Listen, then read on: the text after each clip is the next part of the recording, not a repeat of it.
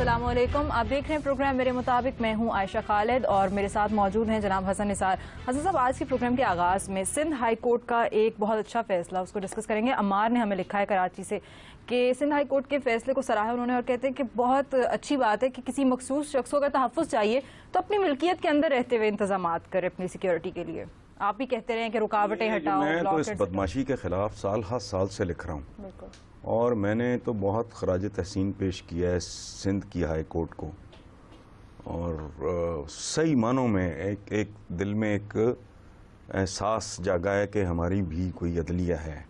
یہ ہیں وہ ایشوز جن کا نوٹس ملنا چاہیے, چونکہ یہ غنڈہ گردی ہے, یہ انسانوں کی تذلیل اور ان کی توہین ہے.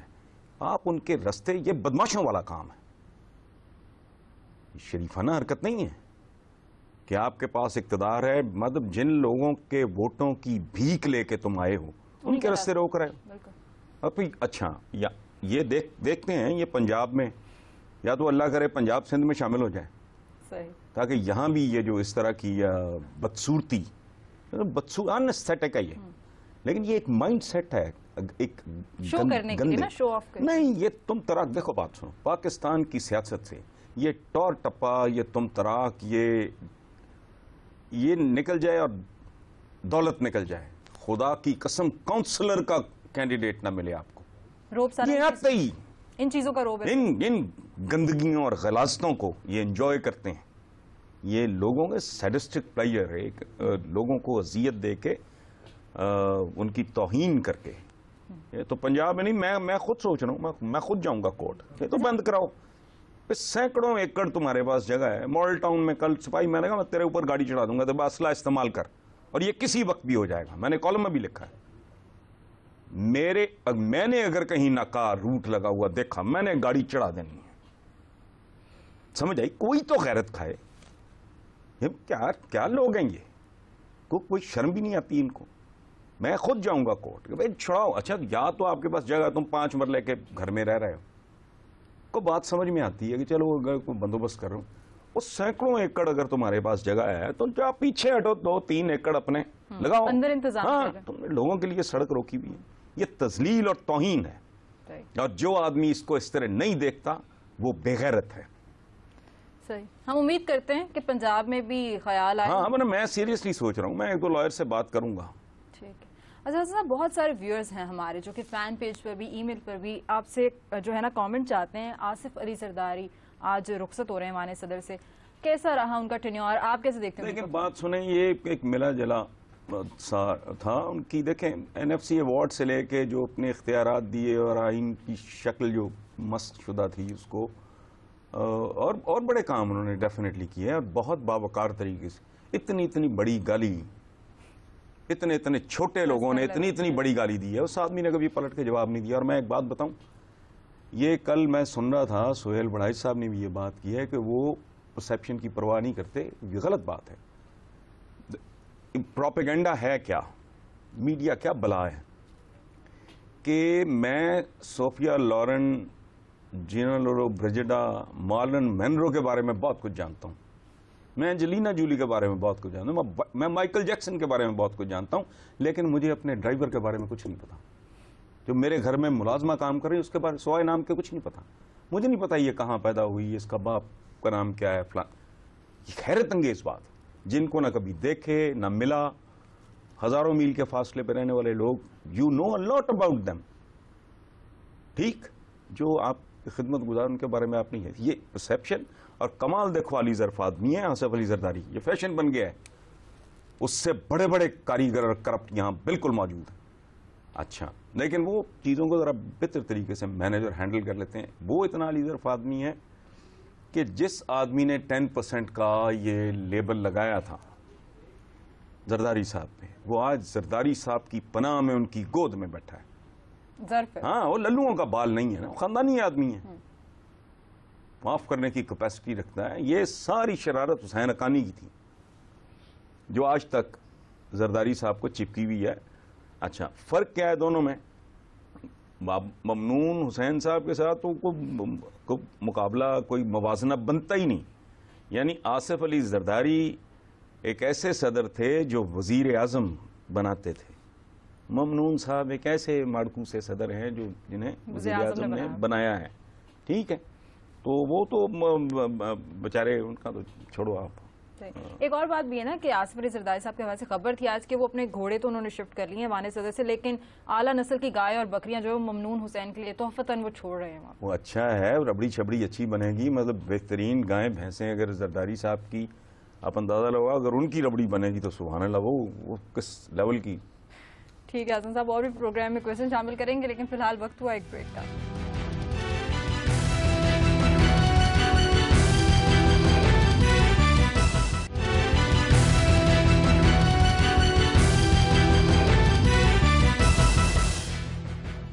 بریک کے بعد پروگرام کو آگے بڑھاتے ہیں. حسن صاحب یہ سوال ہماری میرے مطابق کی ہی ٹیم کی طرف سے ہے آپ کے آج کے کالم کے حوالے سے. آپ نے سوسائٹی کی جو ہے سوسائٹی کے قبرستان کو دیکھ کر وہاں رہائش کے لیے جگہ پسند کی، تھوڑی عجیب سی بات ہے. نہیں، یہ عجیب سی بات نہیں ہے. قبرستان از دی الٹیمیٹ ریالٹی.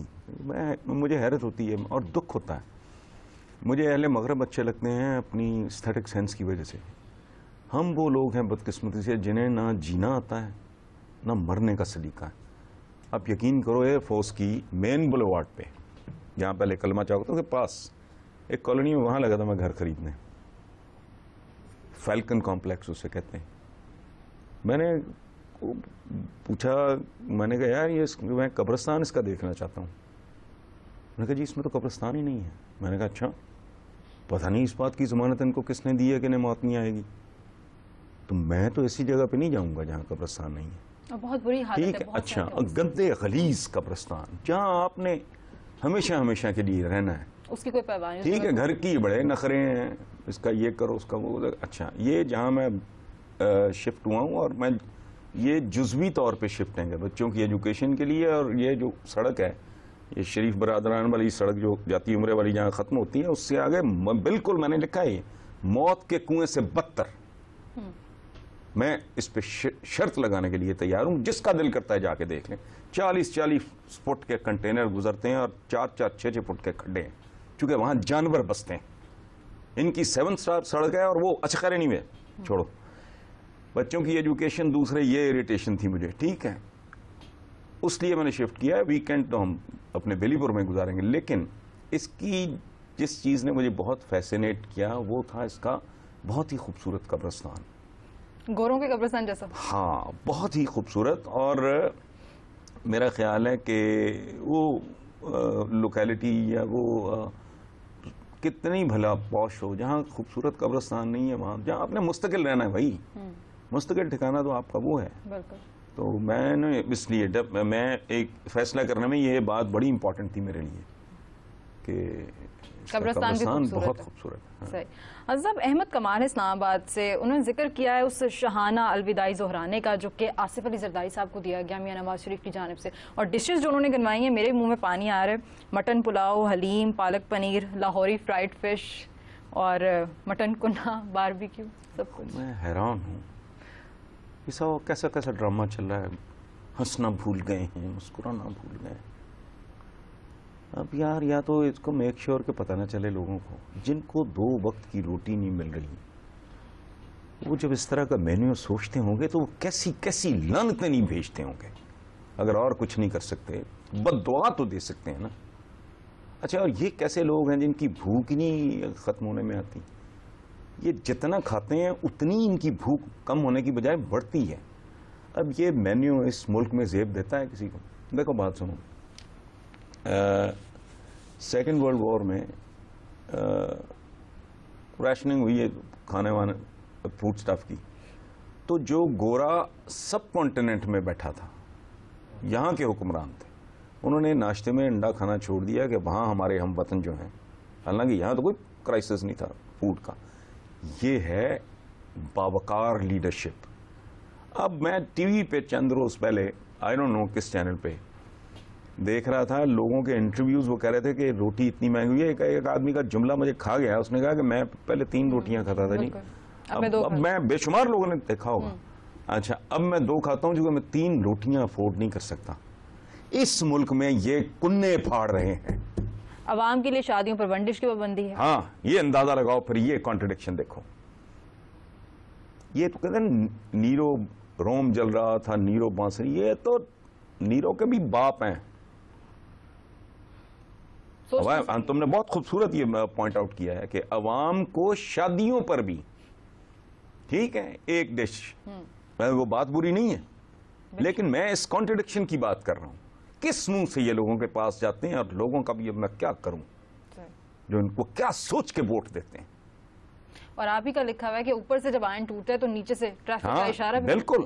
اور یہ کہتے ہیں ایک اور ڈرامہ پچھلے دنوں میں پڑھ رہا تھا اخبار میں کہ لاہور سے گداگری. او گداگرو، تم گداگری ختم کرو گے. یہ خراج، یہ رشوت لینا، یہ بھی گداگری ہے. وہ جو اقبال نے کہا تھا نا کہ خراج بھی گدائی کی ایک صورت ہے. تمہارا کشکول توڑ دیں گے. ان کے کشکول کا سائز ماپنا مشکل ہے. تو جہاں حکومتیں خود گداگر ہوں، خود بھیکاری ہوں، وہ بھیکاری اور گداگر کیسے ختم کریں گے؟ ان میں اضافہ ہوگا. اور یہ کہتے ہیں کہ عوام کو بھی ڈسکریج کرنا چاہیے گداگر. دیکھو اس میں دو چیزیں ہیں. ایک تو یہ جو پیشہ ور مانگنے والا ہے وہ نشئی ہے یا پتہ نہیں، آئی ڈونٹ نو، وہ کسی میفیا کا حصہ ہے، تو اس کو انکریج نہیں کرنا چاہیے، اس کو نہ دیں. اچھا میری اپروچ ڈفرینٹ ہے. میں خود پیشہ ور بھکاری ہوں. میں اللہ سے مانگتا ہوں اور میں کوالیفائی نہیں کرتا. میرا میرٹ بہت معمولی ہے اور وہ مجھے دیتا ہے. سو اگر میرا رب مجھے اور ہم ٹھیک ہے، ہم بغیر کسی میرٹ کے اگر اس سے مانگتے ہیں اور مانگتے ہی چلے جاتے ہیں اور وہ دیا ہی چلا جاتا ہے، تو یہ فیصلہ کرنا مجھے یہ جچتا نہیں کہ اگر کسی نے دستے سوال دراز کیا تو میں، اگر میرے پاس کچھ ہے تو مجھے دے دینا چاہیے.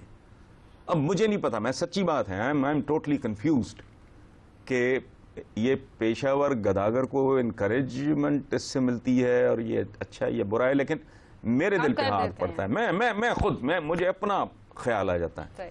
انسان اللہ کا نائب ہے نا، تو میری کیا کوالیفیکیشن ہے، میرا کیا میرٹ ہے؟ اگر میں اس سے مانگتے ہوئے اور وہ نہیں دیکھتا، وہ مسترد کر دینا تو اس قابل ہی نہیں ہے، تو گھٹیا انسان ہے، تجھے میں کیوں دوں؟ لیکن وہ نہیں دیکھتا، وہ دیے چلا جاتا ہے. حسن صاحب پروگرام کو آگے بڑھائیں گے. فی الحال وقت ہوا ہے ایک شارٹ کمرشل بریک کا.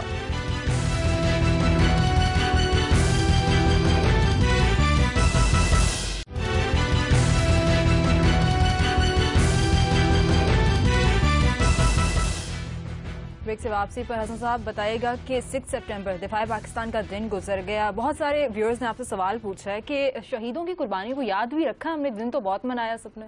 جس طرح ہم مذہب کا پرچار کرتے ہیں، اظہار کرتے ہیں اسمبلی کے باہر کلمہ طیبہ، وہ دل میں ہو تو پھر تمہیں شاید ضرورت نہ پڑے. اسی طرح ہم یہ سب کچھ بھی کرتے ہیں. حال میں پرسنلی یہ سمجھتا ہوں کہ 1947 قیام پاکستان کے موقع پہ جو ماؤں بہنوں بیٹیوں سے لے کے ہمارے بزرگوں پرکھوں تک نے جو قربانیاں دیں، واقعی آگ اور خون کا دریا تھا. ان قربانیوں سے لے کے 65 کے شہداء تک کی قربانیوں کی ہم نے قیمت نہیں ڈالی. 65 میں انہوں نے جانیں قربان کی جس ملک کے دفاع کے لیے. 71 میں سیاستدانوں کی وجہ سے وہ ملک ٹوٹ گیا. 65 میں قربانیوں کی ایک لازوال داستان لکھی گئی. 71 میں ٹھیک ہے. ہاں اب یہ وہ میں نے کالم پچھلے دنوں لکھا اپنے شفٹنگ بیلی پور سے اس نئے گھر تک. تو میں نے، حالانکہ ہمارے پاس بندے بڑے، کوئی معاملہ، کوئی دس نتھنگ ویری سیریس، آرام سے ہوگی شفٹنگ، لیکن اس کے باوجود میں ابھی تک اریٹیٹ ہو رہا ہوں. میری کتابیں ابھی نہیں، میری اسٹڈی ابھی ادھوری پڑی ہے. تو مجھے خیال آیا کہ 1947 میں لوگوں نے جو ہجرت کی تھی، وہ ایک شعر ہے، مصرع ہے کہ تمام عمر چلے اور گھر نہیں آیا. تم نے 66 سال میں جنہوں نے قربانیاں دے کے یہ تم کیا کر رہے ہو یہاں؟ وہی کننے زہرانے پھاڑ رہے ہیں، یہ عشائیے پھاڑ رہے ہیں، یہ ان کی بلٹ پروف گاڑیاں دیکھو، سڑکیں روکی ہوئی ہیں. یہ اجر، یہ جن لوگوں نے قربانیاں دی، دیکھو اسی کو دیکھ کے یا شاید اس کو ویژولائز کر کے شور علیق صاحب نے لکھا تھا، یہ تنگ آ کے، یہ پروٹیسٹ کا طریقہ ہے کہ جھلستے ہوئے ریگزاروں کی خاطر مہکتے ہوئے گلستاں چھوڑا ہے. ٹھیک ہے، یہ قربانیاں ہم نے ان کی قربانیوں کی لاج نہیں رکھی. وہ شہداء چاہے 65 کے ہوں چاہے 1947 کے ہوں. صحیح. ڈرامے بہت ہیں. ٹھیک ہے صاحب، تھوڑا مختلف سوال آج میری طرف سے، میرے سوال کی باری ہے. اوپینین کے بارے میں مجھے کچھ بتائیں، رائے جو ہے کیا ہوتی ہے؟ کہتے ہیں کہ only foolish and dead never change their opinion. ٹھیک ہے، بے وقوف اور مردے یہ رائے نہیں بدلتی. سو فلیکسیبل رہو، سیکھتے رہو. اگر کوئی بات آپ کو بات سمجھ میں آ جائے تو پھر احمقانہ طریقے سے سٹینڈ پہ یہ سٹانس پہ ڈٹے رہنا. لیکن آن دا کنٹری اگر آپ روحانی طور پہ، زبانی نہیں، کنونسڈ ہو کہ جو میں کہہ رہا ہوں یا جو میں کر رہا ہوں وہ ٹھیک ہے، پھر ایک بڑی خوبصورت بات ہے کہ it is human to stand with a crowd but it is divine to stand alone. پھر آپ اکیلے بھی رہ جاؤ تو ڈٹ جاؤ، پرووائڈیڈ آپ کا اندر آپ کی روح گواہی دے رہی ہو. یہ نہیں کہ کوئی کنوینئنس ہے، کوئی مسئلہ ہے. نو. سو اوپینین کے بارے میں تو یہ ہے کہ جن چیزوں پہ ہم سٹینڈ لیتے ہیں زندگی میں وہ ہمارا اصل تعارف ہوتا ہے. آپ کن چیزوں پہ کڑتے ہو، آپ کن چیزوں کا ماتم کرتے ہو، کن چیزوں پہ پروٹیسٹ کرتے ہو، وہ انڈیکیٹ کرتا ہے کہ تم کس لیول کے، تمہارا سائز کیا ہے، انٹلیکچوئل سائز کیا ہے، تمہارا ایموشنل، تمہارا سائیکولوجیکل سائز کیا ہے، تمہارا اسٹیچر کیا ہے. صحیح. سو رائے تو یہ ہے، اف یو آر کنوینسڈ، جان بھی جاتی ہے تو جائے. حضرت مختصر سوال ہے، آپ سے چاہوں گی اس پہ بھی کامنٹ کر دیں. صبا شاید نے پوچھا کہ ورلڈ لٹریسی ڈے ہے، آپ کیا کہنا چاہیں گے قوم سے اس موقع؟ میں کیا کہنا چاہوں گا، یہاں تو لٹریسی ڈے منانے کا تو نہیں بنتا. یہاں تو یوم جہالت مناؤ. ہم ڈیزرو نہیں کرتے ورلڈ. نہیں ڈیزرو کیا، آپ کی کیا پرفارمنس ہے؟ مطلب کوئی بات رونا 66 سال سے سوائے اس کے. اور کمال دیکھو، ایک اور بات، ہمارے کہتے ہیں لٹریسی ریٹ، لاہور میں تو لٹریسی ریٹ میرا خیال ہے بہت ہی ہائی ہوگا. ہاں، تو میں نے چند دنوں پہلے لکھا ہے 2 کروڑ کی گاڑی اور اندر 2 ٹکے کا آدمی ہوتا ہے، اسے چلانی نہیں آتی. علم اور دولت یہ تیسری چوتھی نسل کے بعد اس کو صحیح معنوں میں آپ نا پریکٹس کر سکتے ہو. علم بھی، اگر میں پڑھا لکھا ہوں، میرا باپ پڑھا لکھا تھا، میرے دادا پڑھے لکھے تھے، اگر میری 3-4 پشتوں میں علم ہے پھر مجھے اس کو برتنا آئے گا.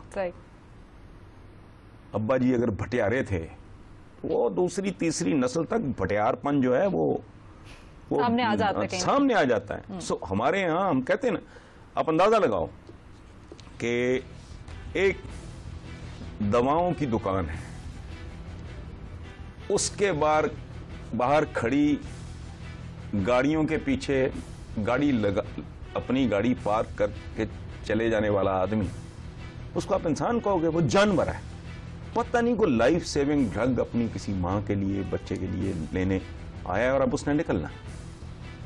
ٹھیک، اچھا یہ تمہاری لٹریسی جدھر بہت ہے نا، یہ اس کا حال ہے. صحیح. حضرت ورلڈ لٹریسی ڈے کو چھوڑتے ہیں، آپ کا شعر سنائیے آج کا. یار پتہ نہیں میں پہلے پڑھ چکا ہوں یا نہیں، یہ یاد نہیں رہتا. شعر اچھا ہے ویسے، یہ میرے ان شعروں میں سے جو مجھے پسند ہیں. سورج نکلا، میں نے سوچا یہ دن کیسے بیتے گا، شام ڈھلی اور سوچ رہا ہوں یہ دن کیسے بیت گیا. صحیح. اس کے ساتھ ہی پروگرام کا وقت ختم ہو جاتا ہے. اپنے ناظرین سے چاہیں گے اجازت. فیڈ بیک سے اپڈیٹ کرتے رہیے MM@geo.tv پر. اپنا بہت خیال رکھیے. خدا حافظ.